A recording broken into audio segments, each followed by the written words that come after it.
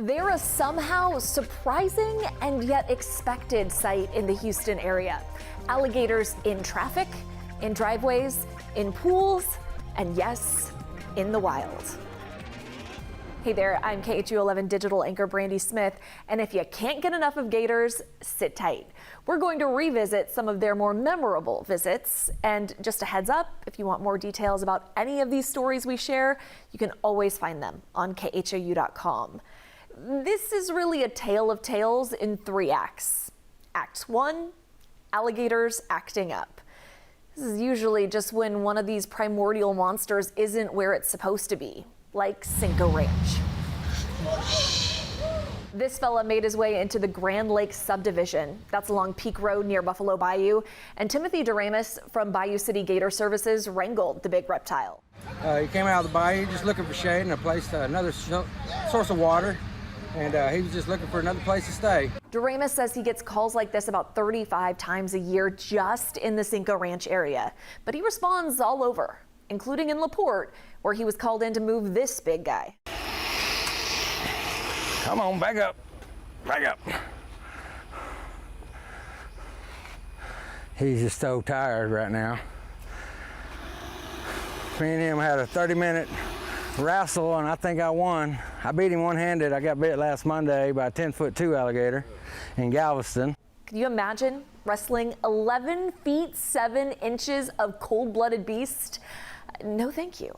DeRamus does add, we see more alligators not in the wild because their habitats are shrinking, and he wants people to know they're good for the environment. They eat a lot of the poisonous snakes, a lot of the water moccasins, and copperhead. Thanks to these guys, they eat all the trash and dead carcasses that get hit on the road, and they fall into the ditches and the bayous and gets washed down into the bayou. They stop the spread of diseases by eating those carcasses. That's all wonderful, but it doesn't make gators any more welcome in, say, your front yard. Over Memorial Day weekend, neighbors living near George Bush Park woke up and saw this guy. Photojournalist Marcelina Juarez was there when deputies used a unique method to catch it. My wife got up, she went to go take the dog out for a walk. Next thing you know, I hear screaming, and she's like, hey, it's an alligator out there. And I come outside, and sure enough, it's an alligator out here. And hoping that's all he eats. No idea, but it's not the first time. We get few coyotes and other things like that, but this is maybe like the 3rd or 4th time we've posted an alligator being out here. So at that point, we're like, okay, we got to do something about this alligator. So that we started calling animal control, the police. Constable shows up, they can't get nobody on the phone to come out here and get it because I'm assuming the holiday and nobody wants to come out and fool with an alligator, but we can't leave an alligator out in the neighborhood. Pull up and then slam the door down, and then we'll take him out to George Bush and cut him loose. She was probably more concerned whether or not we were going to be able to get it out. Got chicken, and we were just feeding it. Well, I figured the gator watched TikTok too, so it was probably not going to go in that trash can, but it did. And as it walked into the trash can, flip him in the trash can, duct tape the trash can. What a morning. It's been a terrific morning. Wildlife out in our neighborhood. Constables named him Steve, so hopefully Steve won't be around here anytime soon. Believe it or not, gator wrangling is not one of the skills law enforcement officers learn in the academy. But do it enough, like the FULSHEAR Police Department, then it kind of becomes second nature. It's kind of an ongoing joke about our training program is that you have to be indoctrinated into capturing alligators. So this is just the time of the year for it. With all the rains and all the wet weather we've had, they become migrant. This is a nesting time for them, so a breeding time. Just a reminder, don't feed alligators. If you do, that's incentive for them to stick around. Because if they do, they'll definitely make themselves at home, like this one did. FULSHEAR police responded to a trespassing call, only to find a small alligator in the family's backyard pool. Officers say he put up a fight at first, but they were able to relocate him. Maybe he was just looking for a spot to relax. This guy found one. Yeah, back in 2019, David and Melody Cartledge sent us this video of an alligator hanging out on the beach at Bolivar Peninsula. Not something you see often, except a little less than a year later, it happened again, this time on McFadden Beach. A Beaumont photographer was hanging out with his wife when he spotted the gator just soaking up the sun. Janelle Bluda talked to the couple about that sighting. An escape to the ocean often includes a little sun, a lot of sand, and a great place to find some peace. That is, until you see this guy. Seemed to be kind of sunning himself, didn't seem to be very aggressive. He's not the first visitor you'd invite. I seem to not have irritated him, I just seemed to be more of a distraction to him. But it turns out finding alligators on the shore is not as uncommon as you'd think. Harvey Warren captured this lazy gator just north of Galveston. I don't think I've seen one just kind of lounging on the shoreline, so I thought that would be interesting. Texas Parks and Wildlife says it happens a couple times a year and they can only survive in salt water for a few hours, sometimes days. This reptile was recorded last July. It's not a concern as long as you keep your distance. But alligators in salt water is common enough that Dr. Lena Peterson with Texas A&M Galveston is doing research on it. Will that potentially affect alligators over time? Her goal, as salinity increases in natural alligator territories from either storms or drought, she wants to know, can the gators adapt or will they move? Meaning that alligators get pushed into more northern ranges. She says there are two main reasons an alligator may be found in the ocean. It could have been flushed out by floodwaters that moved it downriver, or it's looking for food. These are foraging excursions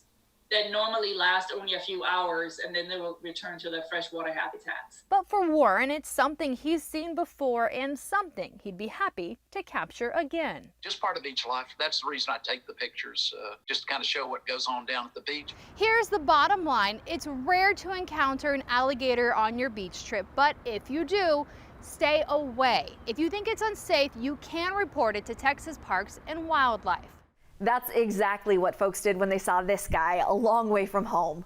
The alligator apparently made a 300-mile journey from Louisiana to Malachite Beach. Staff at the Padre Island National Seashore found him and took him to a rehab facility so he could recover from his long journey.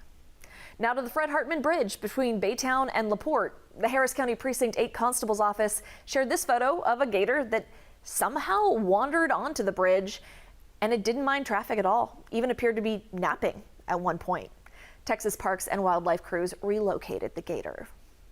It's not terribly unusual to spot a gator on a road in southeast Texas, and Mother Nature is usually to blame. Like during Tropical Storm Nicholas in 2021, when flooding in canals dragged this 10-foot gator out of the ditch. He crawled across I-10, got stuck against a barrier wall blocking traffic. The Jefferson County Sheriff's Office called in Gary Sarge, who owns Gator Country. We come in and the deputy said, I need you to move this alligator, and we roped it, put the door down, didn't even tape his mouth, put him right in there and drove off. It was the fastest alligator catch I've ever had. We put the alligator into one of the ponds here about 8 this morning, and so far he's fine. He's already coming up. We're already starting to feed him. He's great. The gator, nicknamed Major Nicholas, was not happy about his capture and decided to show his displeasure by breaking down one of the doors at Gator Country when he got there. This guy ended up at Gator Country too after it took 3 guys to get him there. He was hanging out along MLK Parkway in Beaumont. Livestock officers worked together to move the 10-footer, but they say they had to hurry because they had a wedding reception to attend. The good news is they made it. If it's not clear from some of these videos, the gators can be a little stubborn. This feisty 8-footer gave an Humble couple the scare of their lives.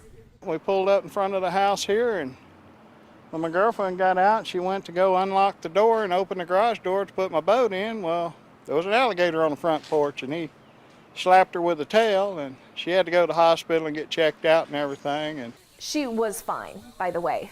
Precinct 4 deputies relocated the gator to a more suitable habitat. Which brings us to Act 2, where the gators go. The easiest answer is back where they came from, the swamps, bayous, ponds, and creeks they typically call home. Problem is, then sometimes we are the intruder. Matt Doherty explained why this is an issue during a visit to Oyster Creek.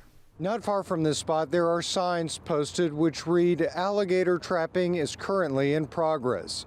Rowers aren't sure why this is happening, but they say it is frightening. I've been rowing over 20 years in this body of water, and we've never had a alligator attack. Dee Connors is the president of the Greater Houston Rowing Club. She says the problem started about 2 weeks ago when a man in his 80s was rowing early in the morning. One day he hit the alligator with his oar. On the second day, the alligator came up and chomped the end of his boat, and his boat started sinking, but he made it to shore. And he had to walk with his boat for about a mile. Nobody was hurt. That attack happened behind the Lifetime Fitness. Here's a picture of the man's boat. You can clearly see the teeth marks in the jagged hole. Last week, it happened again. And another one of the rowers was just rowing out behind me, and another alligator chomped the end of his boat. He didn't get it as hard as the first one, so he just rowed to the shore. And this is what happened to that man's boat. Rower Kristen Klein cruises right past an alligator in this video clip.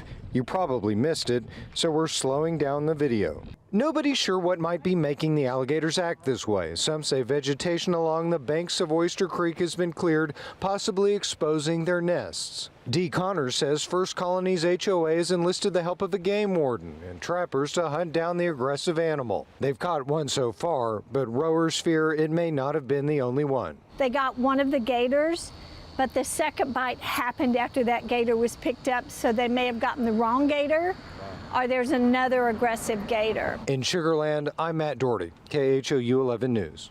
Did you know Fort Bend County ranks #1 in Texas when it comes to alligator encounters? Lauren Tallarico got tips from a gator expert about what to do if you run into one. Yeah, and I have a deep, healthy respect for them. I guess you can call it a love for them. This is Chris Stevens, better known as Gator Chris, and it is his job to manage alligator populations around Greater Houston. To go out and teach alligators and people how to get along, how to behave. It's a necessary skill in Texas. We live among 500,000 to 1 million alligators. Texas Parks and Wildlife says most of them live in Liberty, Orange, Chambers, and Jefferson counties. Gator Chris adds one more. Honestly, probably every neighborhood in Fort Bend County that has a pond or a creek that goes through it. He says gators don't typically pose much of a threat. And they really don't want to bite us or be around us or mess with us. So here in Texas, there's only been 2 fatal attacks in 200 years. There were 2 non-fatal attacks in Texas last year. Both fishermen, both accidentally stepped on one. But nationwide, there have been 8 deaths by gators in the past 3 years. Experts say usually they become dangerous because we feed them, which, by the way, is illegal. And that sort of behavior breaks down the fear barrier that alligators naturally have to stay away from people. If by chance you come eye to eye with one, you should back up in one direction as quickly as you can, really ideally trying to keep your eyes on it as soon as you see it. But if it's really running at you, you want to turn and run one direction as fast as possible. That zigzag thing is crazy. And the best thing is to observe from afar. Stay away from it. Don't mess with it. Don't interact with it. Don't feed it. Do what the law says. Stay 30 feet away from it. Go around it. If it's in your fishing spot, fish somewhere else. Lauren Tallarico, KHOU 11 News. In between Houston and Beaumont, you can't miss Gator Country along I-10. The adventure park is home to lots of different reptiles, including some of the biggest gators in the state. But flooding during Tropical Storm Imelda helped the almost 14-foot Big Tex fly the coop by pushing him and other gators out of their enclosures. Lauren Hensley visited Gator Country after the floodwaters receded. The bathroom at Gator Country, occupied. The intern's break room, also occupied. Well, we had to turn this into a holding station. We had no dry land anywhere. Just take a look at the water surrounding the entrance to Gator Country. Right now we're in a Dodge Dually it's lifted 6 inches. And yesterday was the first day that we were actually able to come in. Once they got on the property, the work began. Outside, hundreds of animals without a home. Before we can even start on the floor, we have to move all of our animals out here so that we can pull the floor up.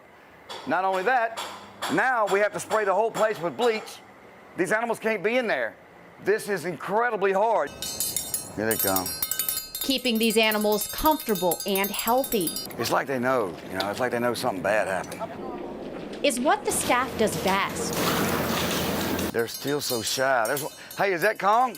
And slowly, gators that have been unaccounted for.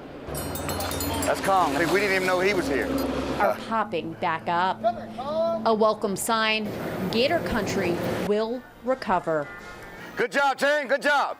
Gator country did reopen, and Tex is back home now. And to make sure he stays there, the park built a new gate. Cristiana Ramos showed us how it works.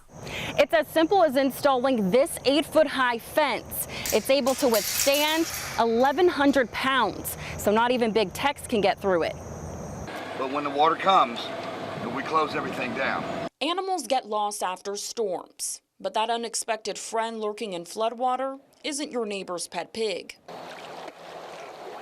That's Big Tex, a 14-foot alligator who swam away from Gator country after IMELDA dumps 43 inches of rain in 3 days.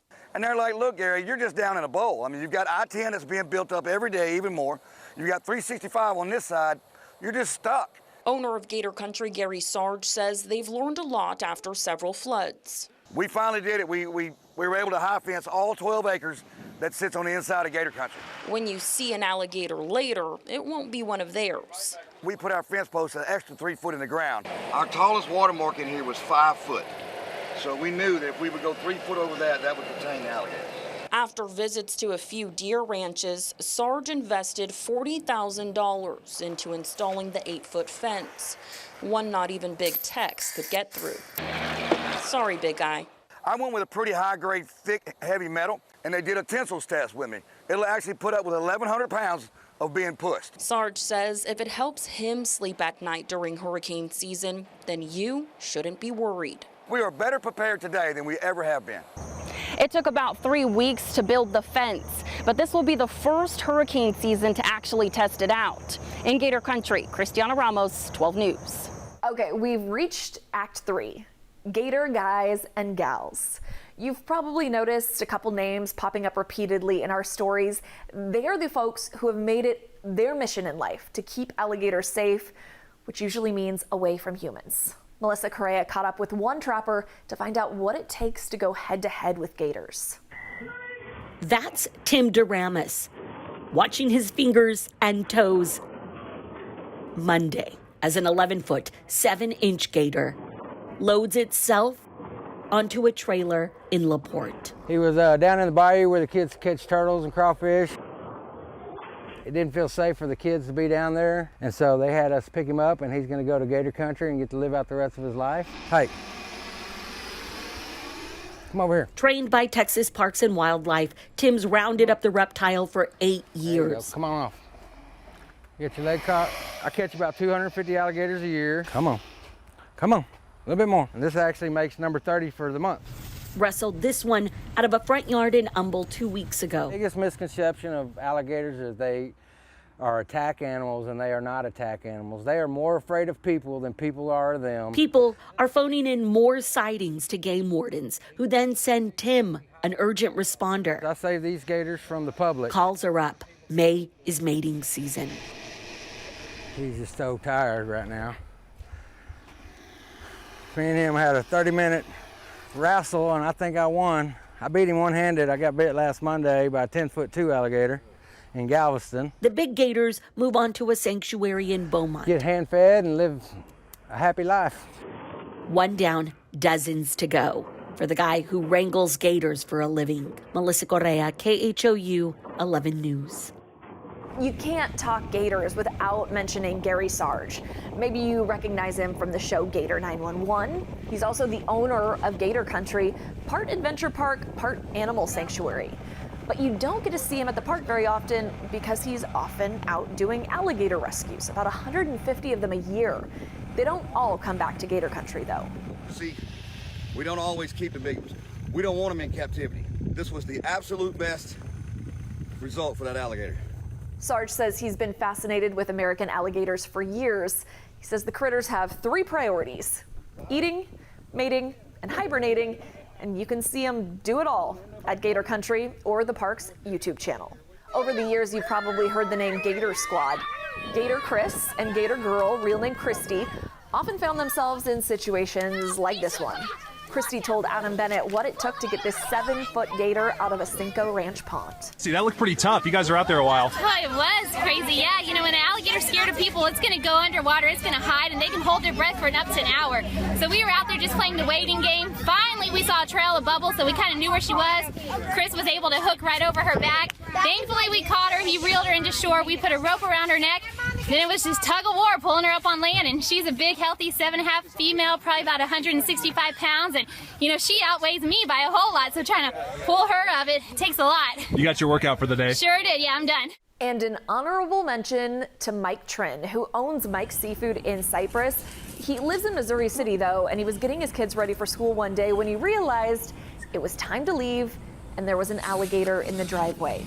Because he was in a rush, Trin wrestled the gator himself, taped its mouth shut, and put him back in a nearby bayou. Experts do advise against doing that yourself. Call the pros instead. These are just some of our area's gator stories. You know there will be more. If you see what looks like a story in the making, tell KHU 11 about it. There are a couple ways to do that. You can text your photos to 713-526-1111. You can upload pictures and videos using the Near Me feature on the KHU 11 News app, or you can email us at newstips@khou.com. That'll do it for now. And you know I have to. See you later, alligator.